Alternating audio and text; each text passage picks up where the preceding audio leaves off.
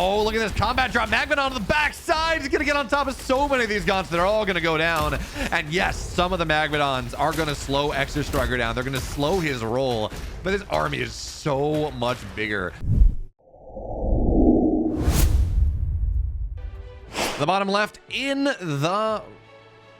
Need to save this. There we go.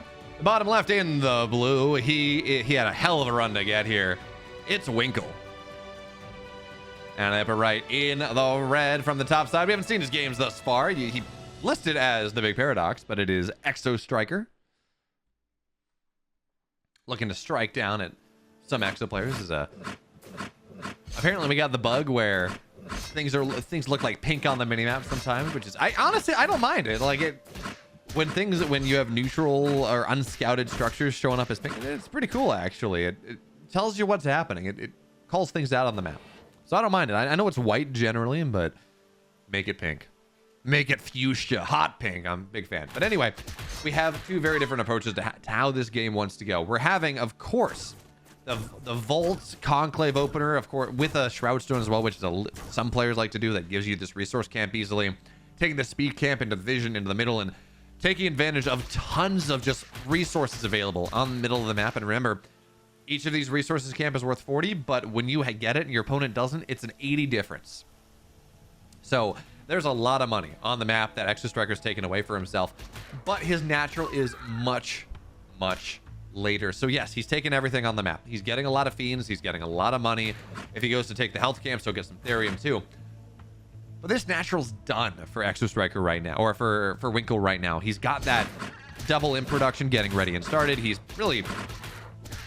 It's hard to judge, and I don't have a good answer just yet. This is... Honestly, the game is still too new, whether there is really a hard and fast advantage that one player is going to get versus the other at this point. It's just really hard to tell.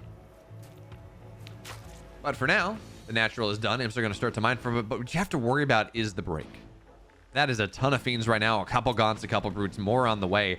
You have to be very afraid of them just diving past these towers and diving on top of your gaunts, and then you're dead. So 2 Shroud Stones in a pretty solid position to make sure the natural doesn't go down, but they do allow these fiends to dive right into the main base here, and gaunts have to be very careful. They can get dove on top of very, very quickly.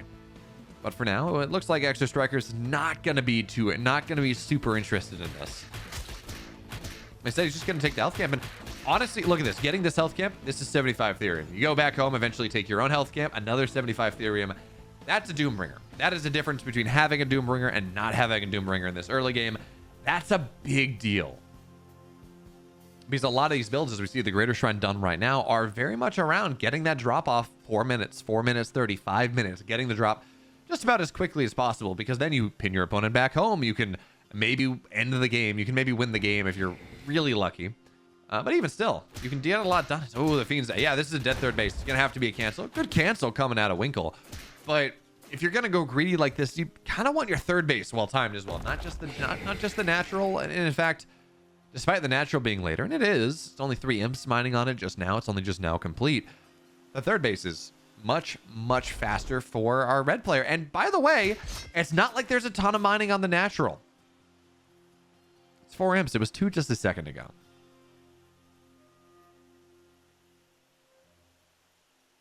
And that does make life... I mean, the economic advantage that was supposed to exist doesn't really. And do we have a Doombringer on the map just yet? I don't think so.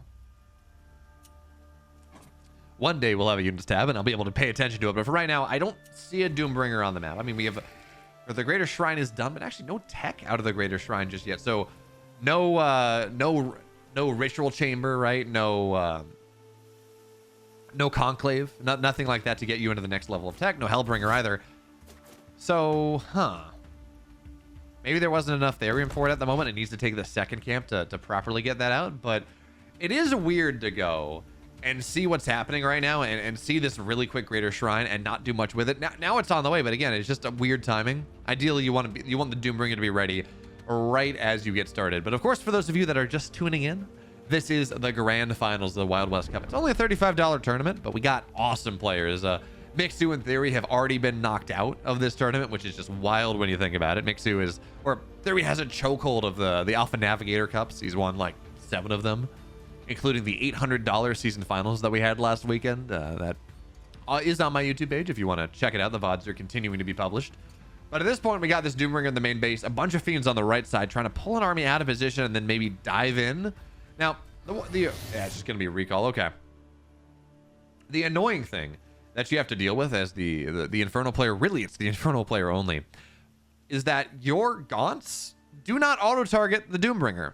Exos apparently do, Exo turrets do, but your turrets and your Gaunts do not. If you A-click the ground, they will not attack the Doombringer. So you have to manually do that. You can't just kind of leave them on patrol and trust that they'll be able to slow things down. You have to actively do that. So that can be a little hard. That can be a little bit annoying. We're gonna have to see what happens here. So third base is up for both sides. Fourth base is gonna get started right now for our blue player. And well, the drop is finally gonna go down. And oh yeah, that is the red player's gone right now. So it's 6 Gaunts. It's a brute, right? So just you have that burst damage a little bit more, and they're gonna shut down some of the static defense, but that is kind of it. And behind this, there's no fourth base from ExoStriker. Not really. He's on this 3-base tech. Do we have? There's the Conclave, or the Shadow Cleft, excuse me, not the Conclave. There's the Shadow Cleft, more Conclaves on the way. So the next round is when you start to add Magmadons into this, whether that is Magmadon drops, whether that is just Magmadons as part of your army, because they, yeah, against Vanguard, Magmadons may not be the best possible thing. They get kited out really, really hard, especially once Extras start to hit the field. But in this composition, against this faction, against Infernals, they annihilate Gaunts. Gaunts get kerblamoed. They get annihilated. It's pretty rough. And they can go and drop into Luminite lines and kill off all the imps very quickly. What I'm a big fan of, actually, is not even going for a double or a double Doomer, or not double Doomringer, but not going for double Magmadon drops. Those are cool, sure.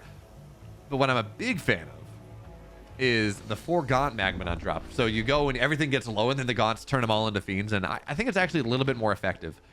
It takes a little longer, and you're less likely to kill every single imp, but spawning in 12 Fiends or 10 Fiends or something, it makes up the difference.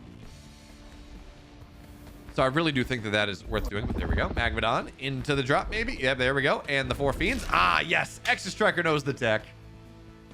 I know what I'm talking about. Look at that. But it's always also an interesting decision when we look at this, is these trees are going to get taken down by this Magmadon. Do you cut the trees down? If you're trying to play a very defensive style and set up a concave behind the trees, maybe you don't want to. But with his army, of course, that Winckel is making, and he wants to be able to make contact with things, well, you do want that. Interesting decision, by the way, and one that I guess really shouldn't be too surprising. He's got his couple Magmadons, and those are useful, of course. But what you really want, or not even what you really want, but moving on to Hellborn as well, is a pretty cool move. They shred, absolutely shred these Gaunts. Gaunts have 80 HP, 100 with white health. That's getting 2-shot by Hellborn. If they don't have white health, they get like 1.5 shots. So they get 1 primary shot, 1 secondary shot is going to knock him off on the splash. Like they die very, very quickly. Even these Magmadons that are quote unquote tanky, and they still die pretty quickly to a bunch of Hellborns. So that decision to play this defensive style, as we see the Magmadon drop going, doesn't actually get a lot. It got 3 imps, it looks like, as we see the 3 Fiends getting made, and the rest of them, well, they're dead. Drop didn't get a ton, but anything at this point you can get is going to be pretty nice.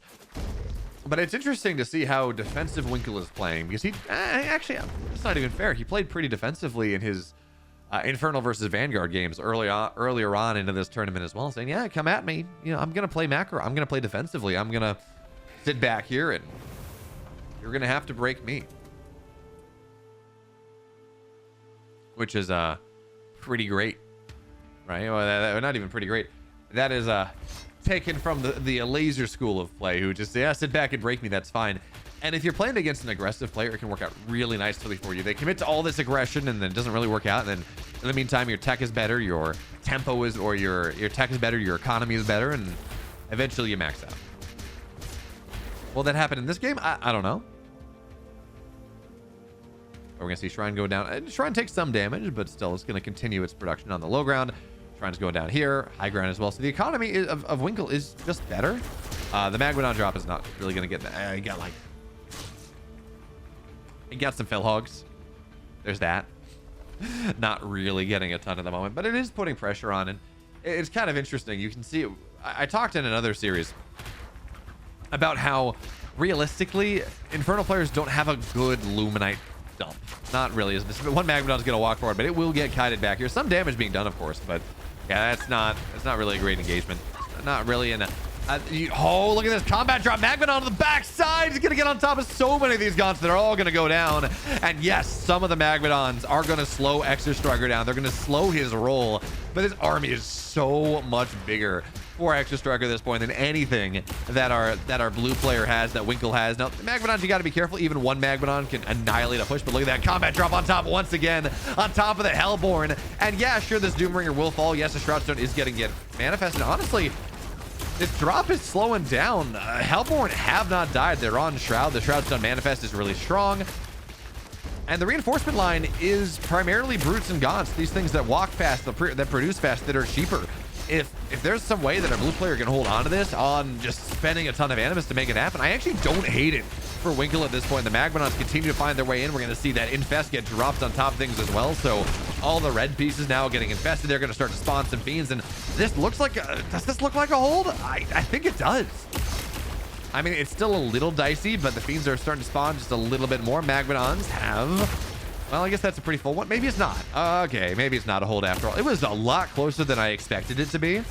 Well, counterman that counterman. There's a dragon out. There's not enough anti-air, so this is going to be a hold after all. So many fiends are going to get spawned. Maybe there's a world actually where, yeah, there's not enough anti-air, but the units on the ground are just going to be able to say that's fine. And well, there's dragon on both sides. So counterman the counterman, counterman the counterman in the counterman. Now you have dragons that can fight dragons. Shadow Flyers are going to, oh, actually, Shadow Flyers are going to try to boom on top of this, and damage is good. Shadow Flyers are going to, there's actually no anti-air really to chase these down. So the dragon on top, brutes as well. Imps have to run away. But as long as the red dragon is zoned out, maybe? Dragons are really powerful in this matchup. If you get a dragon against the Vanguard player, it's a little rough because the Exos can absolutely target that. Oh, that's so many fiends. Oh god, that's a big infest. The dragon's gonna try to show up now once again. Oh, there we go. Explosion. It's not dead. Burning down. Yep, it's got infested. So one dragon versus 0, and that's a 5-minute timer on top of the money, on top of the animus that was fit. Imps are still here for the most part. They haven't really gone down, and I think actually this is going to turn into a hold after all. Look at this. Yes, the ground units continue to rally in, but the fiends will always be more and always be more, and a Shroudstone is going to get manifested as well. And with the infest dropping on top of this, the fiends are going to start to spawn with his dragon on top. They're just getting more of them and more of them and more of them, and just barely off some fantastic Shadow Flyer, really Shadow Flyer positioning. It's one dragon versus 0, and Winckel somehow in a 5-minute hold, he makes this hold happen. I was kind of convinced that there was no way.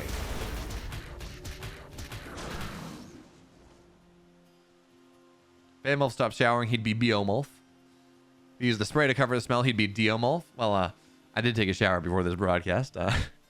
But yeah, man, these dragons. Although this dragon, that is a lot of panic Shadow Flyers. We're looking at 8 Shadow Flyers. I guess 8 is roughly what it takes to one-shot a dragon. I'm actually not quite on top of what it is because it's never just the Shadow Flyers. They and actually I can't mouse over and see how much damage they do. It's roughly 8 Shadow Flyers if you can bomb them all on top, but of course you can do fun things with white health to try to make sure that damage doesn't really happen. Certainly. And I don't think Winckel keeps the space. So we see an yeah, that's an immediate cancel. Meanwhile, imps on the right side are gonna drop a bunch of Shroudstones, I guess. Maybe this is for flaming imps. I don't know.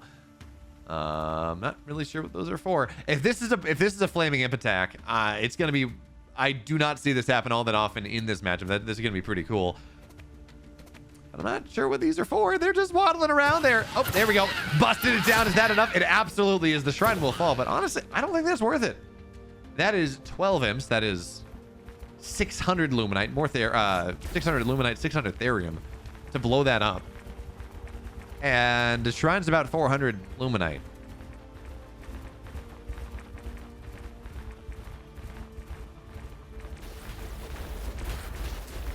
So pretty cool. I don't think it's totally worth it, especially considering the economy here is pretty good. Question though is, where's our dragon? Okay, so dragon's right here. I feel like I would like to see this on the harass, actually. I feel like that is something that is missing, because dragons are the most powerful harassment unit in the game. You can run away from the shadow flyers if you know that they're coming, so it can be pretty powerful. Where the imps exploding? Where? I heard imps exploding. But yeah, more shroud stones are going to go down. North side base. The army is pretty out of position for Winckel at this point. He had a really nice ult, but I mean, that is a lot of, I was going to say it's a lot of shroud stones. Maybe it's going to be enough to hold on for the time being. Some get infested. Meanwhile, these imps on the right side, they're going to try to blow it up again. I mean, I guess this is enough to explode a shrine, but you still got long distance mining, and I don't think it's cost effective. I really don't think this is worth doing. If you can get the fiend, if you can get imps on top of things, sure, fine, but that is a massive expenditure. That is so expensive to make that happen at this point. And now they're Hellborn here. The dragon is available. Now Big Infest is going to drop, and Hellborn cannot run away from this easily. The question is, where's our dragon? Where are the Shadow Flyers? Tons of Hellborn on the back line. And, well, only... Oh, no, that's still tons of Shadow Flyers here. And we need more just to really buffer space for the dragon. Dragon on the left side, looking for what it can find. Infest gets dropped down on top of everything here. Gaunt's run forward, and the Shadow Flyers do not... Oh, there we go. That's the connection you're looking for. The dragon's safe now, but... Is there enough on the ground? I don't think so. I think we're finally at that inflection point. I think the economy may have been too good for too long. Yeah, the dragon on the backside is doing something here to the Hellborn of ExoStriker, but there are so many Gaunts. The base is dead. There are a ton of fiends. I mean, well, there are two dragons, double dragons all across the sky. It's so beautiful. It's so beautiful. But even still, yeah, I mean, you just have to run away from this. Now, when you get into Shadow Flyer play like this, it's actually kind of cool. It's kind of like Baneling Wars in StarCraft, where you want to go and split yourself out for it, but it's one dragon versus two, tons of Shadow Flyers. I just don't think this is enough. Winckel's played a pretty solid game, 17 minutes in trying to play. It's kind of cool defensive macro style, but oh man, listen to all those. Man, the infest all these fiends getting spawned is pretty rough. Winckel's kind of dead. He's got the two dragons. That's a dream, and you know, it's a dream of every 12-year-old child everywhere that think dragons are super cool, and they are. I hear imps exploding somewhere too. I don't really. Oh, not really sure where that's from actually, but yeah, no, the Gaunt count's just too high. The dragons cannot be. They cannot contest the ground army easily. We're gonna see Shroud Stones manifest. Shadow Flyers. Oh, that's low. But holding on, like I've been there, holding on to the dream of the dragon is not enough. This is a very dead Winckel who is trying desperately to, you know, someone told me that Winckel is a high grandmaster Protoss player in StarCraft 2. But he's playing like fantasy right now. You know, this is the Terran player that's convinced that they have like one medevac of Marines and they can out micro your entire army, and you're maxed out there. They literally have that one medevac. But even still, I mean, credit to him for trying to survive, but he is oh so very dead in this game. Certainly as these spires go down as well, so you're not gonna have the anti-air that you would like. Yeah, he's dead boy. I don't have much. I mean, yeah. So at this point, what do you want to see different, right? Game 2, Winckel's gonna play more, imps are gonna explode, and dragons are gonna shoot them down, and sure, hey. But I think in game 2, I want to see Winckel be a little bit more active. He played a very safe style in the previous game, or in this game number 1, and that didn't really work out for him incredibly well. He got his natural down fast. Oh, he's Zerg. Okay, before TV. Someone had told me he was Protoss. I was the liar. I'm sorry. Oh, wait. Oh, yeah, he's dead. I was like, oh, the fiends, but no, those were red fiends. Game 1 goes the way of Adon, or it goes the way of ExoStriker. Okay. Bottom right in the blue, he's down a game. It's Winckel. Upper right in the red, he's up a game. It is Exo Striker. Talking about other tournaments that have happened. Tank 9 happened on Friday. And Theory, who has not made the finals of this tournament, locked out in the round of 8, I think it was, went 3rd, 2nd, and 1st in Asia Pacific, Europe, and the Middle East, and then Americas. So Theory went and did very, very good, as he is wont to do. He has a chokehold on just an absolute stranglehold on this tournament. But we are moving. Who picks Jagged Maw? Like, this is just This is silly. So we're gonna see 1 Shroud Stone versus 2 Shroud Stones. So actually, I like this from Exo Striker, not Echo Soldier. So he pulls 2 imps and he says, okay, is this worth doing? Is my opponent building a Shroud Stone? If he is, okay, great. I'm gonna drop 2. I think. I don't know if he saw this actually. So this is now just a bit of an inefficiency. So by the way, when we're talking about taking these camps, it's whoever first applied Infest, if Infest is still active, is what turns it in. So this is actually getting a little bit awkward right now because this Shroud Stone takes about 20% HP loss, and the Shroud Stone, yes, of Exo Striker is a little bit slow, but actually Gaunt's gonna go down. This is a little bit dicey here. We're gonna see the Shroud Stone go down now. Okay, so let's see who gets the Gaunt, who gets the Fiends. Everyone, okay, they're all blue. So Winckel gets the Fiends. Speed Camp goes the way of the Exo Striker. He keeps his Shroud Stone alive, which means he can kite away this Vision Camp and take that one. As more brutes are gonna start to go down. So at the end of the day, it's a little weird, but Siege Camp on the way next. Interesting. No, so Attico is telling me that this map is entering the meta more and more. Apparently, the EMEA, so the Europe, Middle East, and Asia, or the Europe and the Middle East and Africa folks, are apparently playing a ton of Jagged Maw. The meta is really shifting to that, and Titans Causeway for game 3, which is just kind of gross. The 2 worst maps in the pool. But anyway, so we're going to see the catapult camps are going to try to get taken, but that's just an opportunity for ExoStriker to dive on top of the production right now. So Iron Vault, yeah, no, it's not really going to happen. Too many Gaunts, too many Fiends, too many Brutes. You're going to be forced off of this one, which means that, well, a little bit dicey right now. This is not what you're looking for, really, as the blue player, as Winckel trying to make something happen. Now, having the catapult is going to be nice. The spires aren't taken down, so it's going to have to go the long way, which gives an opportunity for this to happen. Now, you do have to be careful, and there is going to be a brute that spawns. The Fiends are going to try to chase this down. Again, that does mean these Gaunts are dead, actually. That is a bit unfortunate. He's going to try to kite. I mean, he's doing a really nice job of kiting this out. Look at this micro coming out of Exo Striker. At the end of the day, he will still lose the Gaunts. But he did kill off a decent amount of Fiends, so there is that one.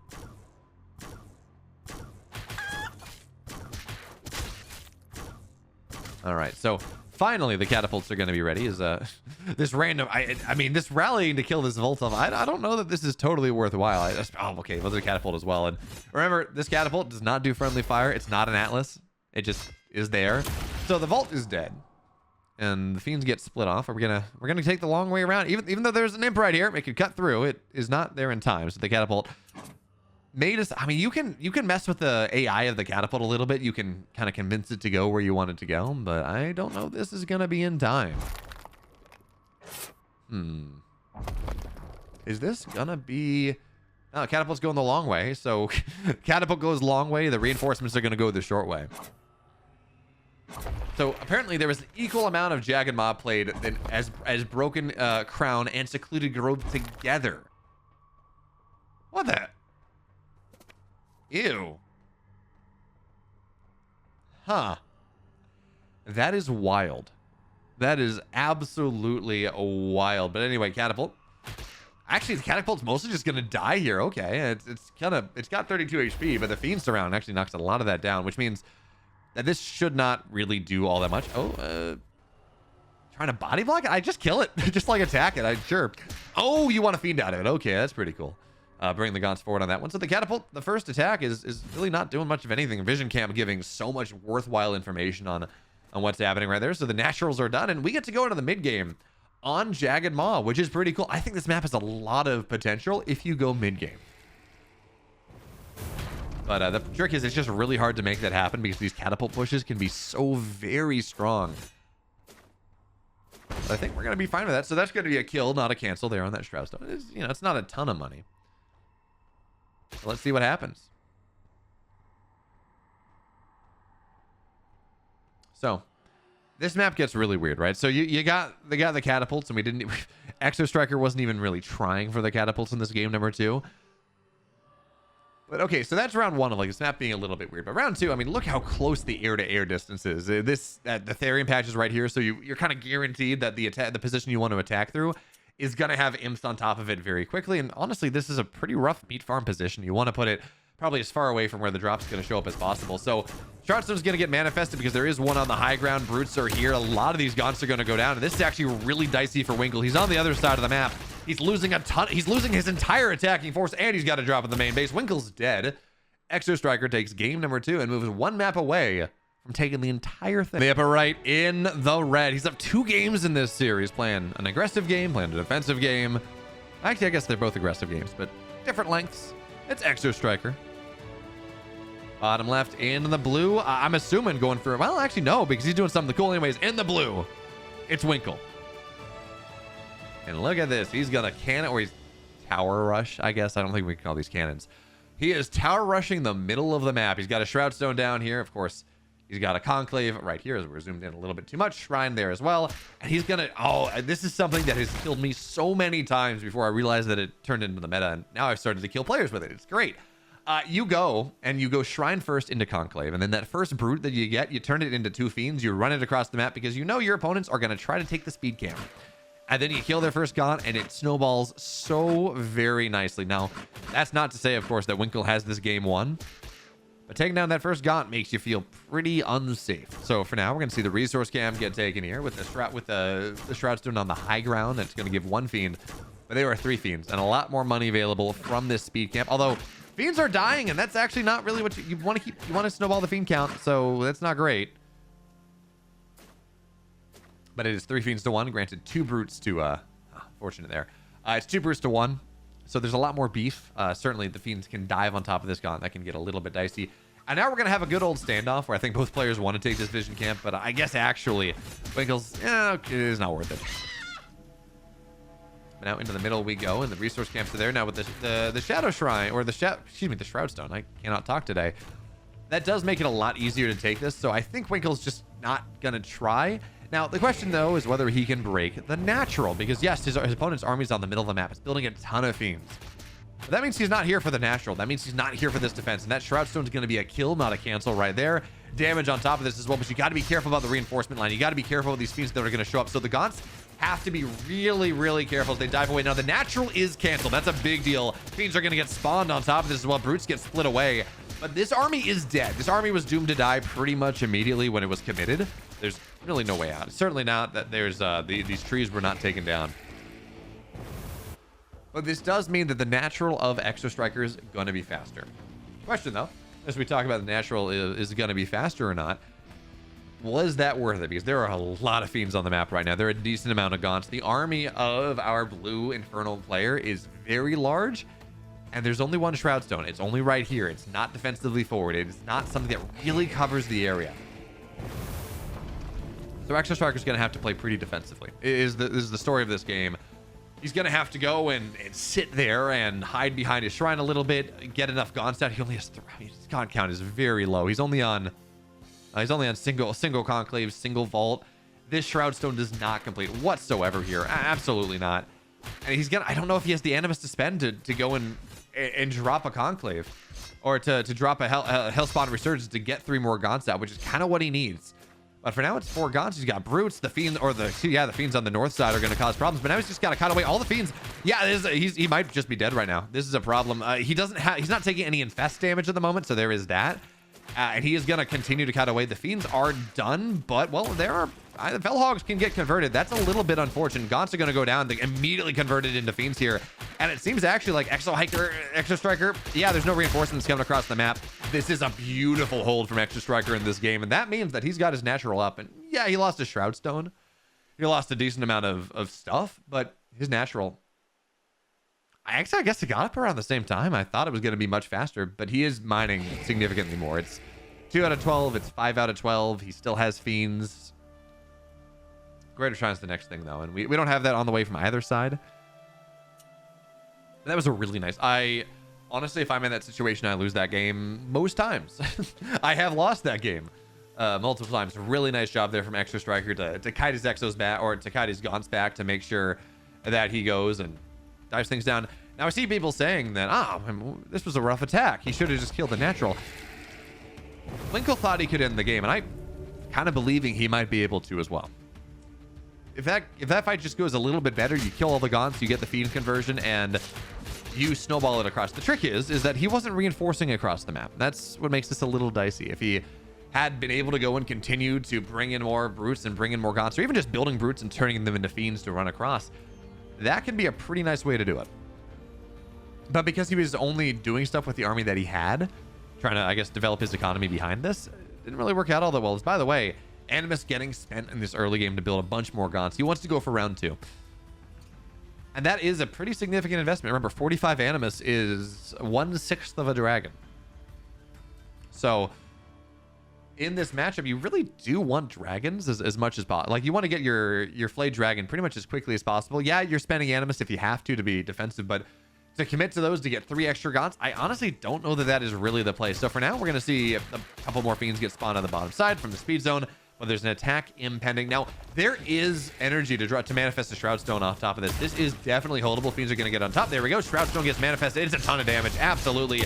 Infest on top of everything as well. Now, a lot of these Gaunts are going to be able to find their way out. And actually, both Shroud Stones go down. But I think there's been enough damage done from this. Yeah, the Fiends are not going to spawn well enough. So again, another round here where, yeah, Winckel's dead. This is a 3-0 for ExoStriker. Takes the finals, the Wild West Cup. Well done. Excellent defense once again. And he wins 3-0.